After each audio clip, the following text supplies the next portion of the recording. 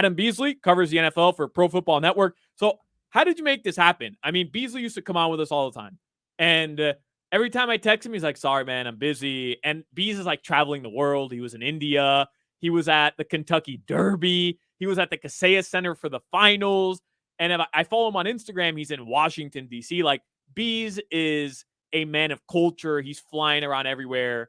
And he never has time for Hoch, Crowder, and I anymore. But all of a sudden, Josh Appel makes his debut on the radio airwaves in Miami. And Bees is like, yeah, no problem. 325, I'll be there. Sounds like he just has more respect for me than he does you guys. Maybe. Bees, what the hell, man? What's going on? Look, first question, what the hell? Here's the thing, guys. I like being, witness to history. And if, when they write the book on the destruction of the radio industry and how local radio is completely devolved, this will be the moment. So like this, it's like, BCAD, this is after AA, after Appel. And once they put Appel and drive time radio on the behemoth of South Florida sports talk radio, it could, the butterfly effect from this event is untold. The permutations of what could come in the weeks, months, and years to come. I mean, Bees, like you think about all the years you've been coming on 560 WQAM, and you've gone on with everybody, right? Like, who I could start naming people, but most recently, like Joe Rose and Crowder, and I guess you put up with Hawk, but all of a sudden here you are on a Thursday afternoon talking with Solana and Appel. I mean, life comes at you fast, Bees. What are you talking about? I'm sure he would love to be doing nothing more than talking to us right now. Oh, it gets me out of doing work, so this is great. I appreciate the invitation. Well, Bees, we appreciate you taking the time again. So are you excited for football season? Because I know a lot of Dolphins fans here have very high expectations for the Miami Dolphins this season. I know Tua is going to be the main focal point, but other than Tua Tagovailoa, Bees, what is the main storyline for the Dolphins going into camp? Because I know on a national level, it's going to be, can Tua stay healthy? His durability. I got that. But other than Tua, what is like the biggest question mark or main storyline for the Dolphins? It's got to be the strength and depth of the AFC in general and the AFC East in particular. I don't think any one of us doubts they've gotten substantially better this offseason. And to your point, if Tua's healthy, they're automatically a better team. Jalen Ramsey, Vic Fangio are here, a better team. Pretty solid pickups in free agency. They kind of brought back all their good players, and a lot of things have gone their way. And then you look around, and the Jets report today, or they had their first day of camp today. They reported yesterday, and Aaron Rodgers is talking about winning the Super Bowl. And you got to deal with that guy twice. And the Bills aren't going anywhere, and they've got a chip on their shoulder because people think, hey, maybe their window's already closed and they're going to take a step back. The Patriots, have they figured out their offense? That division is so tough. And then you throw in, the Jaguars, an ascending team. The Chiefs are always going to be great. The AFC North, totally loaded, guys. I mean, that division's so good. And then we'll see what else comes out from the South and the West. It's really, really, really fun. I mean, if the Dolphins were an NFC team, I think you could probably, unless they played in the NFC East, you could probably pencil them in for a home playoff game. They would win their division, whatever their division would be. Well, I don't know, maybe the Niners if they figure out their injury situation, but certainly they would be at worst a 5 seed in that conference. Now they're going to have to grind to 10, 11 wins might win the AFC East this year. It's just so good and so deep. You look at their schedule, it's brutal. So I think that's the biggest storyline. The Dolphins have gotten better, but have they gotten better enough to really compete in one of the best conferences I can remember? Adam, what areas of Mike McDaniel's repertoire, for lack of a better way to put it, in year 2, do you think he needs to improve upon most? Obviously, we know in the playoff game, it really came back to bite them, just the amount of time that it took him to get the play into to Skylar Thompson late in that game. But just generally speaking, from a Mike McDaniel perspective, where do you want to see improvements from him in year 2? Yeah, if I remember correctly, I mean, it feels like that season was a billion years ago, but they had some issues with challenges too. Like, I don't know how clean their game operation was, and they've certainly made a concerted effort to improve that this offseason. So that's the number one thing I'm going to look at. Here's number 2. We know they're going to be an explosive offense. With that much speed, the accuracy of their quarterback, they're going to have big plays. Can they sustain drives? I mean, are they a one-trick pony where if they either beat you with a home run or they're either 3 and out or they get one first down and then they punt? They need to be a team, particularly with a defense that's got a lot of talent, but that's not a super young defense at their best positions, right? I mean, late 20s, early 30s for some of their best players, and Xavier Howard, how much treads left on that tire? So all these questions we have.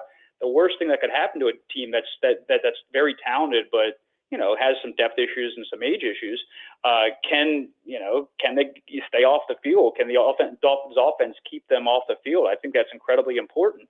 So can McDaniel dial up sustained drives? Can Tua move the chains? And I was looking it up today because of the slander of my colleague Dalton Miller, who dropped his top 100. Only 3 Dolphins players were on it. Yeah, what are we doing? Tua Tagovailoa was not one of them. So go with the PFN. I read him the riot act over that. But Tua is actually really good at throwing past the sticks. I mean, he throws. I think he was there 3rd or 4th in the league and throwing past the sticks almost a yard beyond the first down mark when he throws. That's good stuff. The running game needs to be better than it was last year. They have a lot of home run hitters in that running game.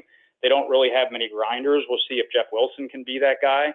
But to me, that would be my biggest concern with McDaniel. We know he can dial up incredible plays that make defenses look silly with explosive speed. But if you need that 4-minute drill, can you grind out a win? That to me is a big question mark. We talk a lot about Tua Tagovailoa. Obviously, you and I off air have had many conversations about Tua. Big news around him recently. He just got a new arm sleeve tattoo. How do you think that'll affect his play in this season coming up? Oh, God, I love July Sports Talk Radio. Asking the important questions. Is there swelling involved? I mean, were there any infections? That's the only way that I think it could impact him. I think it does. Like when they drafted Tua, I mean, he was still a kid, right? He was 21, I think. He was really young. Hadn't played since November when he hurt himself. So the first time we saw him in a regular season game, I think was like 11 months after he got hurt. He was still really young, kind of baby-faced. He's a dude now, right? I mean, he's clearly the leader at offense, feeling his oats, getting tatted up, to your point. It's a funny question, but it does kind of say, this isn't the Tua Tagovailoa of Tuscaloosa, which is very difficult to say fast, by the way. It's not the Tua Tagovailoa of Tuscaloosa anymore. It's a grown man who's married with a kid, who's in charge of an NFL franchise with the expectations of an entire community on his shoulders. So I think he's shown real strides in growth. Leadership. The idea that he won't be a captain this year is laughable. He was a captain last year. He wasn't in Brian Flores' final season. He's going to be a captain this year, and he should be. This is his team, and if he wants to put a little extra ink on his arm to prove he's all grown up, that's fine with me. Yeah, I mean, Hawk's take yesterday, Bees, and I think he's been pretty consistent with this. And again, we're talking with Adam Beasley of Pro Football Network. He just mentioned that top 100 list. I don't know if you want to check that out because a little Tua slander there, but check out everything else on Pro Football Network and obviously follow Adam Beasley on Twitter as well.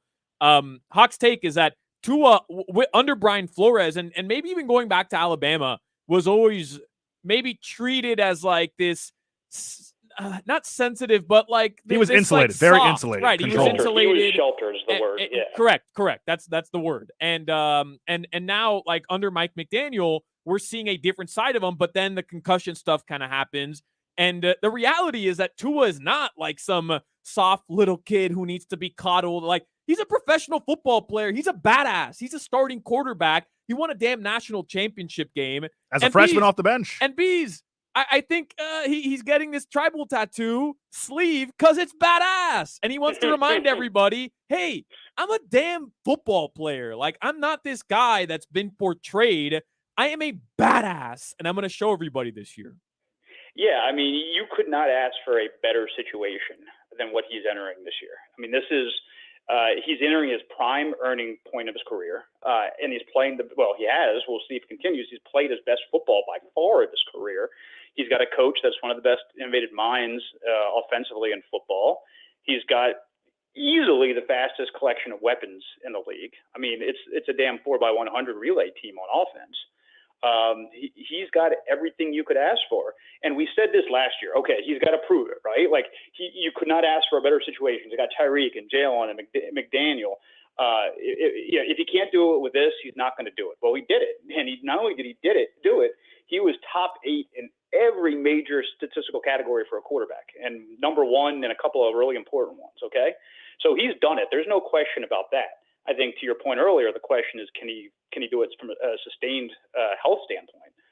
We'll have to see. I mean, there are I have some real questions about his susceptibility to concussions, and I think the things he's done this offseason can help on the margins. But if he gets locked and loaded and hammered, by Milano again or somebody, and his offensive line fails him or he can't get rid of the football, you're going to be holding your breath every time he goes to the ground. That's the bad. The good is he is, to use Tyreek Hill's words, to paraphrase at least, one of the most accurate quarterbacks on the planet. And he's in an offense that absolutely relies on accuracy and timing and getting the ball out of his hands and having your playmakers get yak after the catch and all that. You could not ask for a better situation for Tua, and I think he's going to embrace it. I think you're going to see him put up numbers that might rival Dan Marino in 1984. Yeah. And of course, there's a 17th game involved, and the game has changed. What Marino did in '84 was so far light years ahead of what his competition did. Tua's not going to do that. He's not going to lap the field like Marino did. But just in raw numbers, I could see him have the Dolphins had a 5,000-yard passer since Dan Marino? Is that? I don't think they have. No right? way. That's the only dude who has that. I'm going to go out and live and say if he plays 17 games, he's easily going to surpass 5,000 yards passing. I don't think 35, 40, even 45 touchdowns might not be out of the realm of possibility. Got to limit the turnovers, obviously, make good decisions. But this offense, here's the key, guys. Is Tua in the lineup and healthy? Is Teron Armstead in the lineup and healthy? The splits of those guys on the field and those guys off the field are jaw-dropping.